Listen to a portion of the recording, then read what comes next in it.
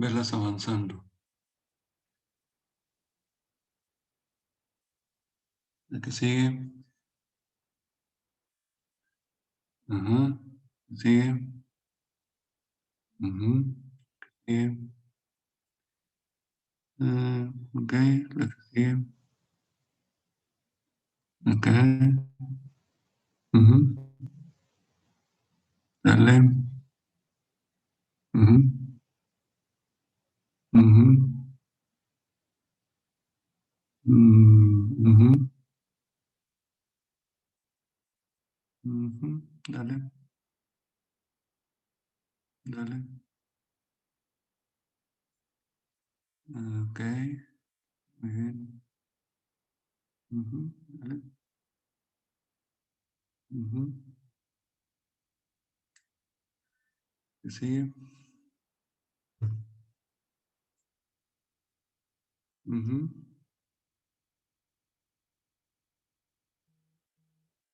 Ujú. Ujú. Ujú. Ok.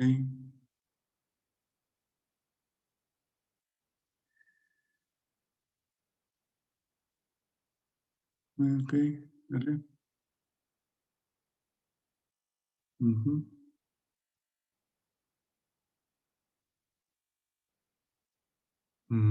A ver, la previa.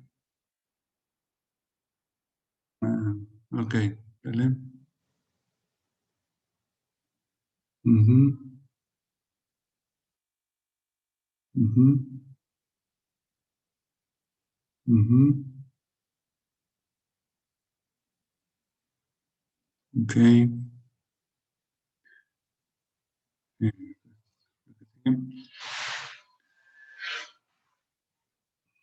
Ok. Ya la última.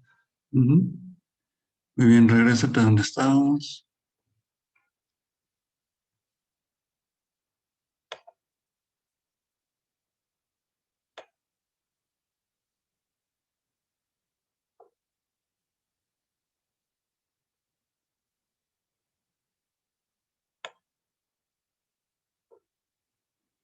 ¿Cuántos somos?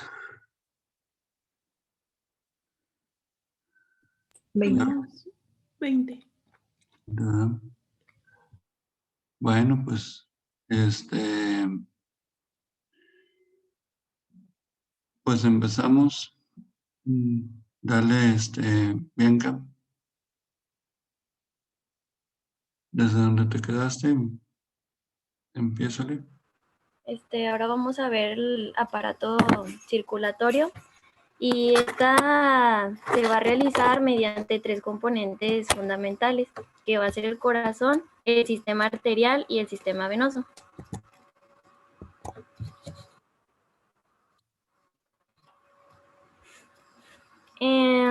Cuando el corazón impulsa la sangre hacia las arterias, que vamos a llamar el gasto cardíaco, una de las resistencias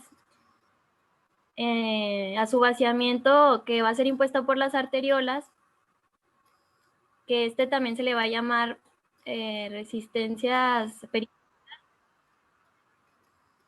Esta interacción entre estas ambas fuerzas va a generar la presión arterial. Y bueno, el retorno venoso, aquí la presión arterial se va a generar cuando el corazón impulsa la sangre hacia las arterias en contra de su resistencia a su vaciamiento, que va a ser impuesta por las arteriolas. Y oxigenados los tejidos, el sistema venoso va a recoger la sangre desaturada de oxígeno y concentrada de CO2 como producto final.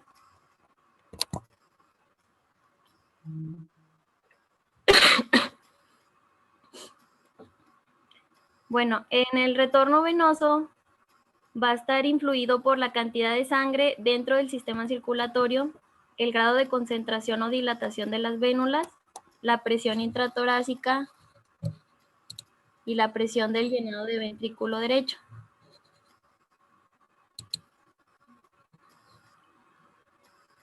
El gasto cardíaco es la cantidad de sangre que sale del corazón en un minuto.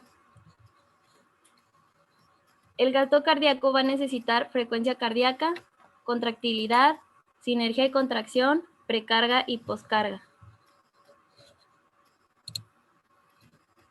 Después tenemos los parámetros en relación con el gasto cardíaco.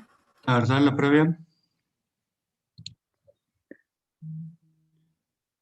Fíjense bien. Vamos a ver 3 conceptos muy importantes que necesito que los entiendan muy bien. Todos en pantalla, por favor.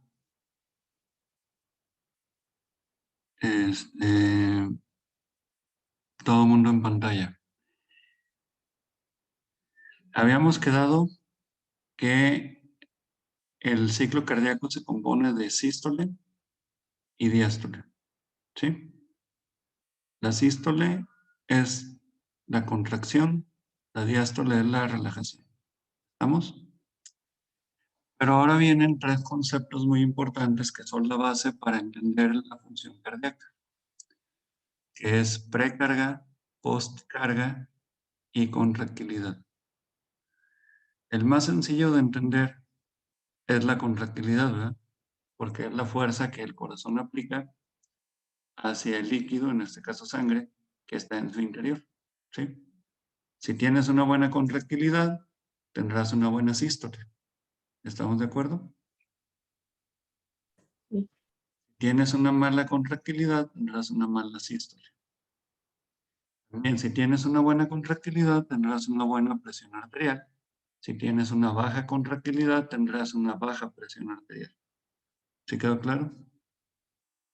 Si tienes una buena contractilidad y una buena presión arterial, tendrás un buen flujo sanguíneo en todo tu cuerpo, principalmente en el cerebro.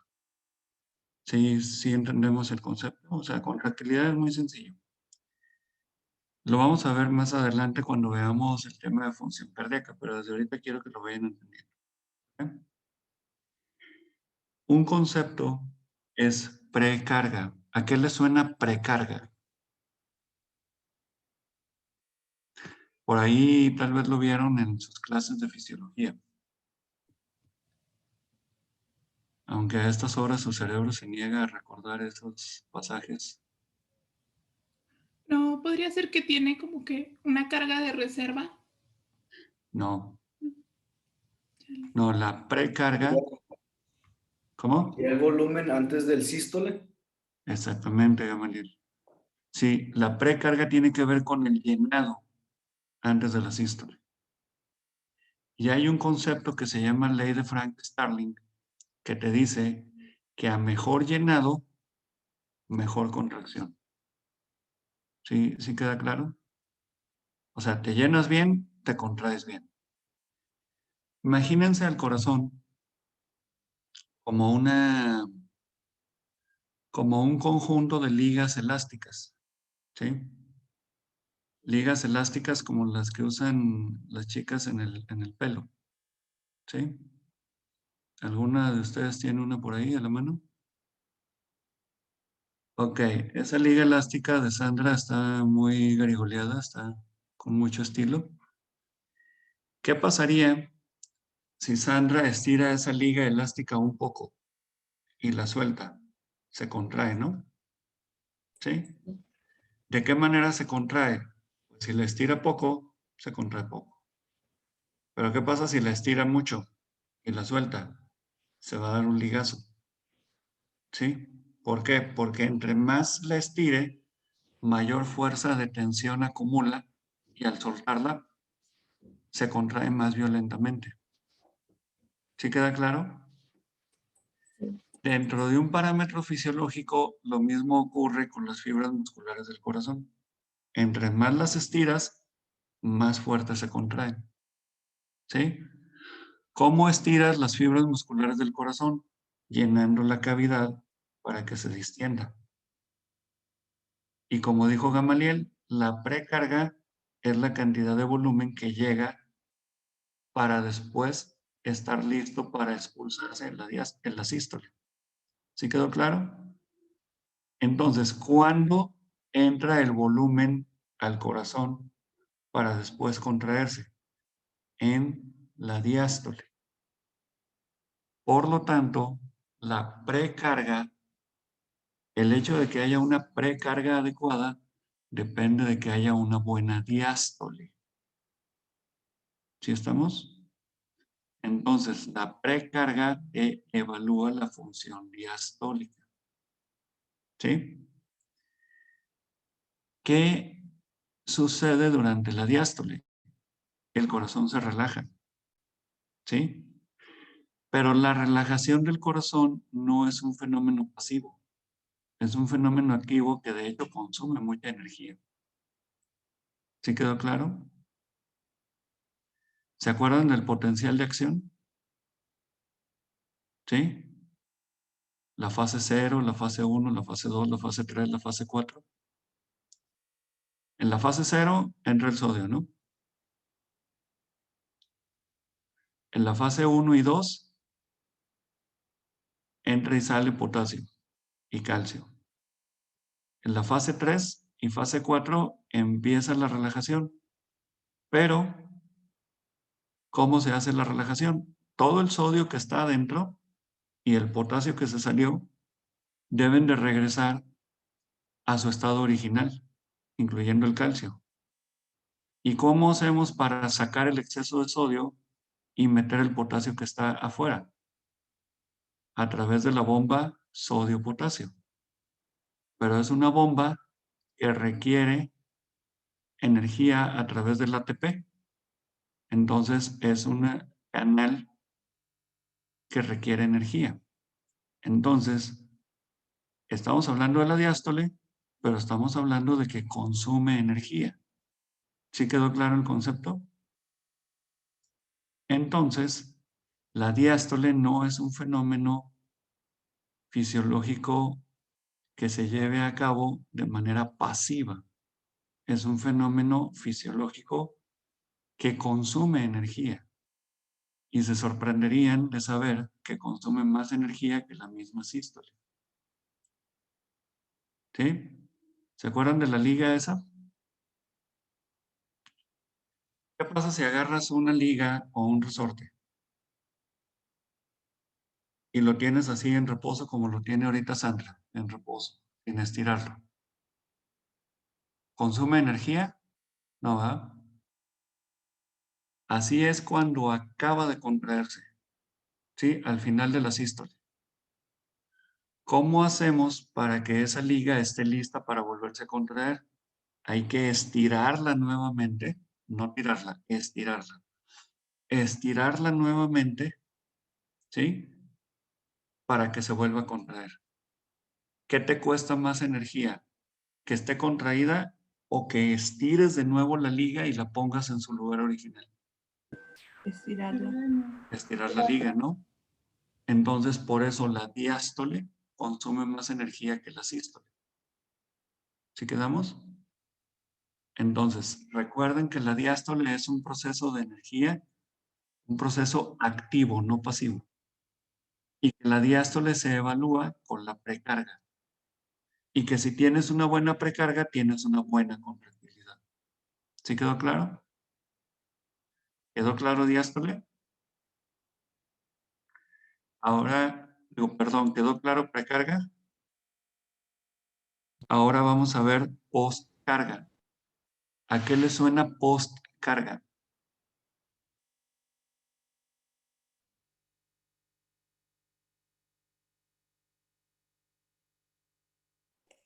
Después, Después del llenado. Después del llenado, pero ¿qué significa la postcarga? el volumen que queda después de la contracción. No, del- ese es el volumen residual. ¿No la relajación? No, la relajación es la diástole, es la precarga. ¿La sístole? La postcarga tiene que ver con la sístole. ¿Pero qué tiene que ver? La sístole tiene la fase de contractilidad, esa ya quedó clara, ¿no? Que es muy sencilla, se contrae y ya, se acabó. La postcarga, ¿qué es? Es la resistencia en contra de la cual se vacía el ventrículo. ¿De acuerdo? Entonces, ¿qué te provoca la postcarga? La resistencia que hay en la presión de las arterias para que tú le metas más sangre a ese sistema arterial. Entonces, ¿cuál es la postcarga? La presión arterial. ¿Cuándo tienes una postcarga alta? Cuando estás hipertenso. ¿Cuándo tienes una postcarga baja? Cuando estás hipotenso. ¿Cuándo tienes una postcarga normal? Cuando tienes presión arterial normal de 120/80. ¿Sí quedó claro? Sí. En condiciones normales, ¿se acuerdan que la válvula aórtica se abre totalmente y luego se cierra? ¿Sí? ¿Qué pasaría si la válvula aórtica está enferma y en lugar de abrirse así, solo se abriera así? ¿Sí? Entonces habría una estenosis aórtica y eso constituye un aumento en la postcarga. Entonces, los dos elementos principales para la postcarga es la resistencia vascular sistémica, que es la presión arterial, simplemente dicho, y la resistencia al flujo a través de la válvula aórtica, que en condiciones normales es 0. ¿Sí quedamos claros? Entonces, ¿cómo funcionaría un corazón normal? Precarga óptima, contractilidad completa, postcarga baja. ¿Sí? O sea, se llena bien, se contrae muy bien y por lo tanto se vacía muy bien. ¿Sí quedamos claros en ese concepto? Sí. Ahora, ¿de qué depende de que se llene bien? De que se relaje bien el músculo, o sea, función diastólica, y de que haya suficiente volumen para que llegue, o sea, retorno venoso. ¿Sí queda claro? Sí. ¿Se fijan cómo vamos integrando todos los elementos de la circulación y de la fisiología de la circulación? ¿Sí lo estamos entendiendo todos? Sí, Sí. Sí. ¿Seguros? sí. Son Muy muchos bien. pasos para algo que dura muy poquito. Y que se repite más de 100,000 veces al día, literalmente. ¿Sale? Muy bien. Entonces, ¿estamos claros? Sí. ¿Sí? Muy bien. Entonces, continúa, Bianca.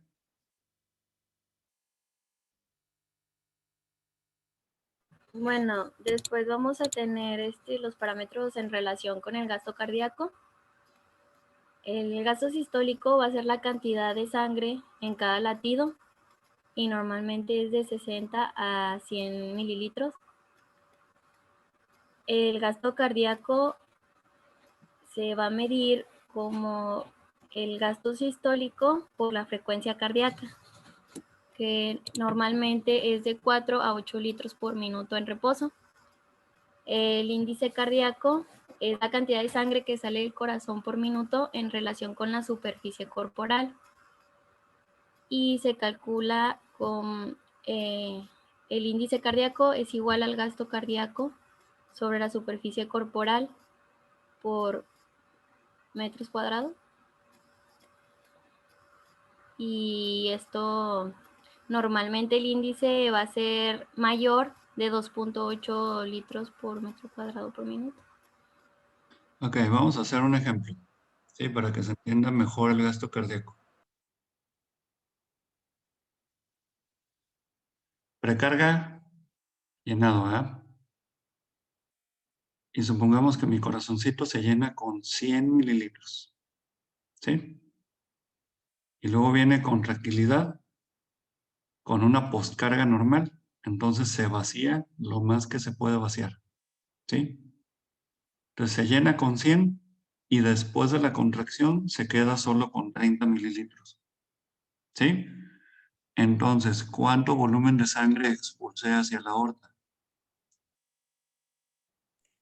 70 mililitros. 70 mililitros. ¿Vamos? ¿Y cuál es la fórmula de gasto cardíaco?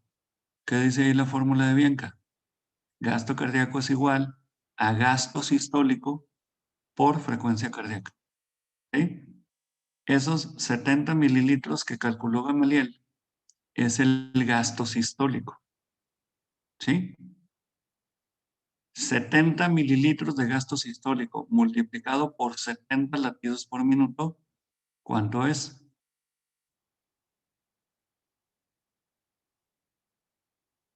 Por eso están en medicina, ¿verdad? 1400. No, sí, son para medicina. 4900. 4,900. No, síganle por aquí, chavos, ¿eh? En ingeniería se nos cae el puente o no sé qué pase. O sea, No, hombre, ni ¿vale? entré. Entonces, excelentes médicos, buenísimos para la medicina, pero las matemáticas nomás no. Entonces, 70 por 70 son 4,900. ¿Sí? Entonces, esos son 4,900 mililitros por minuto. ¿Sí queda claro? Entonces, ese es tu gasto cardíaco. ¿Se acuerdan que calculábamos que el gasto cardíaco iba de 4 a 5 litros por minuto? ¿Sí? Bueno. Ahora vamos a suponer que la persona tiene una área de superficie corporal de 2 metros cuadrados de superficie. ¿Sí? Entonces, ¿cuánto es el índice cardíaco? El índice cardíaco, la fórmula dice que es gasto cardíaco dividido entre superficie corporal en metros cuadrados. Entonces, 4,900 entre 2. 2450. Eso. Tenemos una prófuga del tecnológico aquí. Entonces, 2,450 es tu índice cardíaco. ¿Sí? Ambos valores son normales. ¿Sí quedó claro? Sí. Y luego viene un concepto ahí que maneja Bianca que dice fracción de expulsión. ¿Por qué se llama fracción de expulsión? Porque cuando el ventrículo se llena, por más enérgica que sea la contracción, por bajita la poscarga que tenga y excelente el músculo cardíaco, nunca se va a vaciar por completo de quedarse vacío. ¿Sí? Siempre se va a quedar con un volumen residual. Y ese volumen residual que está aquí se le resta al volumen de llenado y es la fracción de expulsión. Otra vez hagamos el ejercicio. Con cifras simples para no atormentarlos. 100 mililitros de llenado. Se contrae excelentemente bien. ¿Sí? Y expulsa 70 mililitros y te quedas con 30. ¿Sí? ¿Sí quedó claro? Entonces, ¿cuál es la fórmula de la fracción de expulsión? Es volumen diastólico final, o sea, 100 mililitros, menos volumen sistólico final, o sea, volumen al final de la sístole, 30 mililitros, dividido entre el volumen diastólico final. ¿Sí? Entonces es 100 menos 30 dividido entre 100. ¿Sí quedó claro? Sí, ¿Cuánto es eso? 0.7. 0,7. Ese 0,7 lo vuelves a multiplicar por 100 para formarlo un porcentaje. ¿Sí? Sí. Entonces, ¿de cuánto es la fracción de expulsión? 70%. ¿Sí quedó claro? Y un corazón que funciona normal, su fracción de expulsión va desde un 50 hasta un 70%. ¿Estamos? ¿Todos claros? Sí. Sobra decir que les voy a preguntar estos 3 conceptos en el examen. Gasto cardíaco, índice cardíaco, fracción de expulsión. ¿Y vamos a resolver problemas? No, van a contestar preguntas nada más. Ah, bueno. Voy a sacar la calculadora. Pues sí, porque la que tienes ahí entre las orejas nomás no funciona muy bien. ¿Sí vamos bien? ¿Entendieron bien estos conceptos que mencionó ahorita Bianca? Fíjense bien, ¿eh? Son conceptos muy importantes. Llevamos retorno venoso, precarga, contractilidad, postcarga, gasto cardíaco, índice cardíaco, fracción de expulsión. ¿Ok? ¿Todos bien? Sí se están entendiendo, ¿verdad? Digo, yo sé que parece clase de Plaza Sésamo y que es un insulto a su inteligencia, pero sí vamos bien, ¿no? ¿Puede explicar otra vez la fracción de expulsión, por favor? Sí, ¿quién habló? Cristel. Sí, ok. Se llena el ventrículo, ¿sí? Con 100 mililitros, pero se contrae, pero nunca se va a vaciar por completo. Siempre va a quedar un volumen residual, ¿sí? Y ese volumen que queda en el ventrículo son 30 mililitros. ¿Sí quedó? Entonces, de lo que tú llenaste el ventrículo, solo expulsas una fracción, no expulsas el 100%. ¿Sí me explico? Entonces, esa fracción que expulsaste hay que calcularla. ¿Cómo lo calculamos? Volumen de llenado diastólico final, o sea, 100, menos el volumen sistólico final, o sea, el volumen que queda residual en el ventrículo después de la contracción, 30, dividido entre el volumen diastólico final. ¿Sí? Entonces es 100 menos 30 igual a 70. Dividido entre 100 igual a 0.7. Para convertir esto en porcentaje, pues se tiene que multiplicar por el 100%, ¿no? Entonces tu fracción de expulsión en porcentaje será 70%. ¿Quedó ahora más claro, Cristel? Sí, ya. ¿Todos claros? Sí. ¿Eh? Muy bien. Entonces, vamos bien en los conceptos. Acuérdense que todos los conceptos que estamos ahorita revisando los debemos de entender muy bien para cuando veamos función cardíaca irnos más rápido. Función cardíaca normal. Y es la base para entender la enfermedad que se llama insuficiencia cardíaca.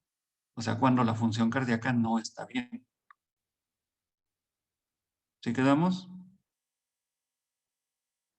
Ok, dale pues. Bueno, un paréntesis.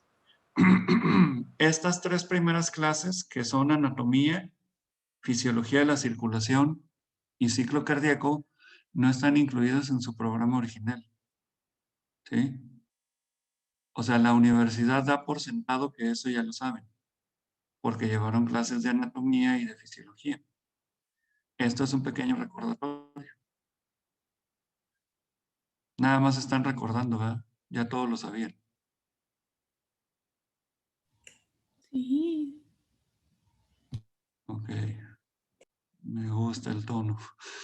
Después, dale, Bianca.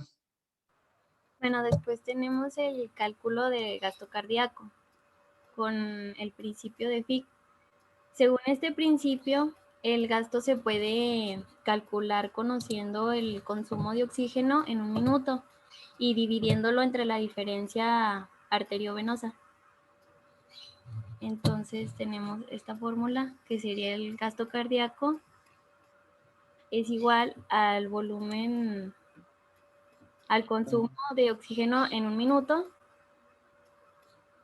entre la diferencia arteriovenosa. Cuando el gasto cardíaco va a estar disminuido, la cantidad de sangre que llega al pulmón va a ser poca.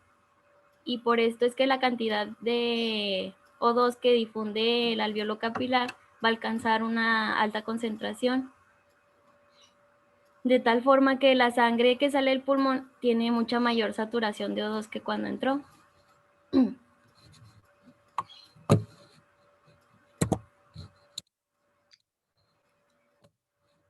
Cuando el gasto cardíaco va a estar muy aumentado, la cantidad de sangre también va a ser mayor. Y si la cantidad de sangre, si su concentrado de cantidad de sangre va a ser menor, no, perdón.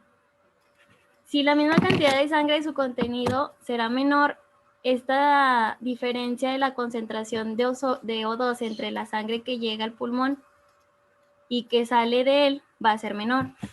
Entonces, si es mayor, pues va a ser mayor, y si es menor, va a ser menor. ¿Vieron?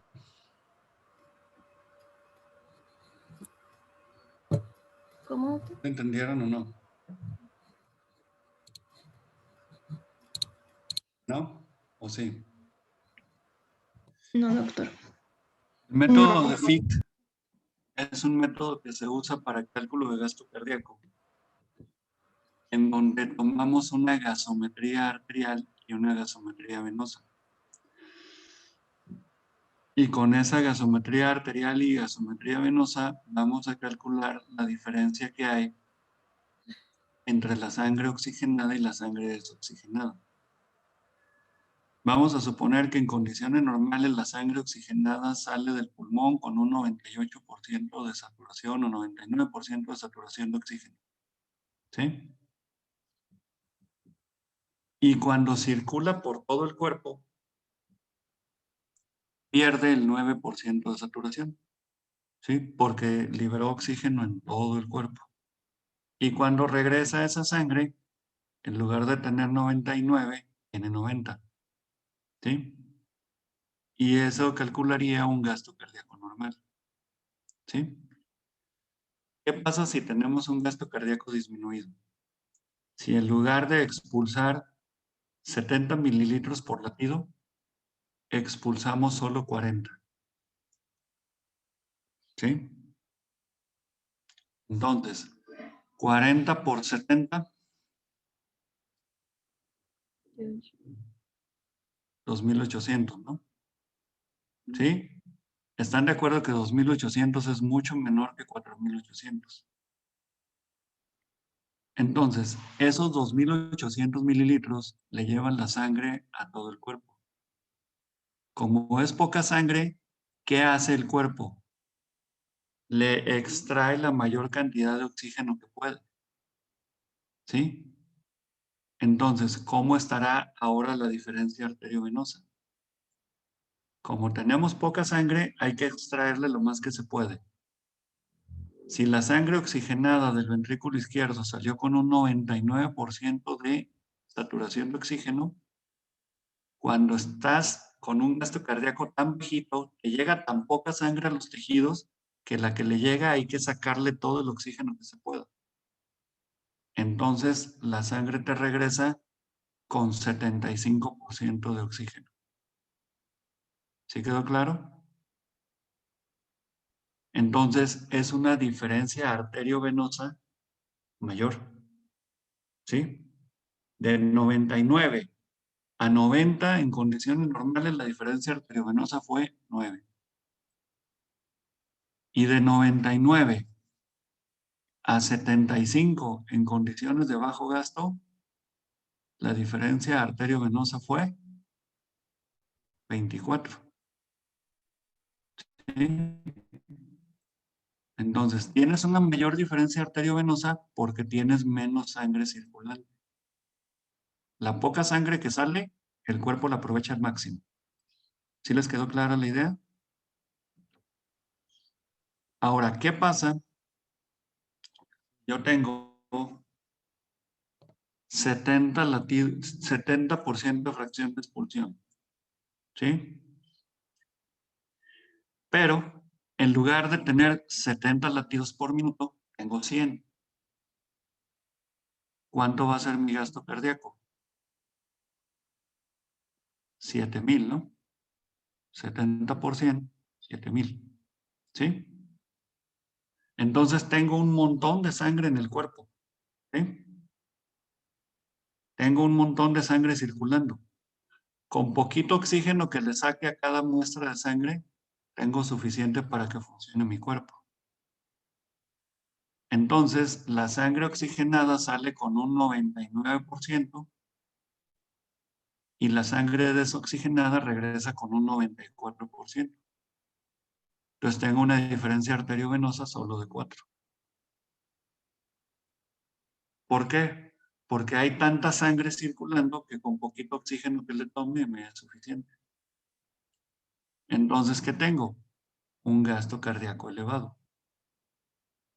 Y así puedo yo calcular el gasto cardíaco. ¿Sí? ¿Cómo calculo el gasto cardíaco? Si tengo un ultrasonido, pues ahí veo cuánto volumen se llena, cuánto volumen se vacía y cómo está. Etcétera, etcétera. ¿Quedó claro? Pero si no tengo ese ultrasonido a la mano, ¿cómo calcularía el gasto cardíaco?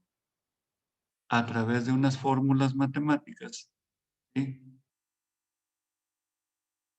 Que las creó Fick, por eso se llama método de Fick, en el que se calcula el gasto cardíaco según la diferencia arteriovenosa de oxígeno, midiendo el oxígeno que hay en la sangre arterial y midiendo el oxígeno que hay en la sangre venosa. ¿De acuerdo? ¿Sí les quedó claro este concepto de Fick? Y de cómo si hay un gasto cardíaco alto, consumes poco oxígeno de cada muestra de sangre, y cómo si hay un gasto cardíaco bajo, extraes la mayor cantidad de oxígeno posible de cada muestra de sangre. ¿Sí quedó claro? Muy bien. Ok.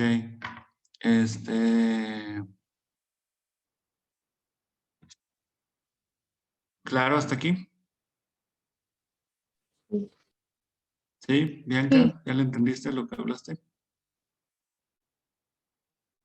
Ok. Entonces,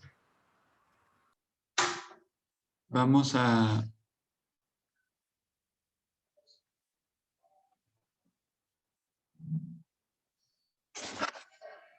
Continúa, Bianca, por favor.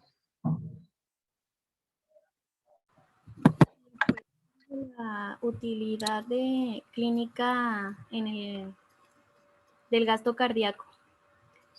Bueno, el cálculo del gasto cardíaco va a tener una utilidad en los casos en que la terapéutica va a depender esencialmente de las cifras del gasto cardíaco. Como por ejemplo, podría ser el manejo de pacientes con infarto de miocardio, con insuficiencia cardíaca grave, con embolia pulmonar masiva, que ellos van a requerir inotrópicos, diuréticos, vasodilatadores y entre otros. La del gasto cardíaco va a tener utilidad para conocer parámetros hemodinámicos, como el cálculo del área valvular mitral por la ecuación de Gorlin para la valoración de estenosis mitral, el cálculo del área valvular aórtica por la misma ecuación de Gorlin para la estenosis aórtica y el cálculo de cortocircuitos intracárdicos arteriovenosos. Intracardíacos.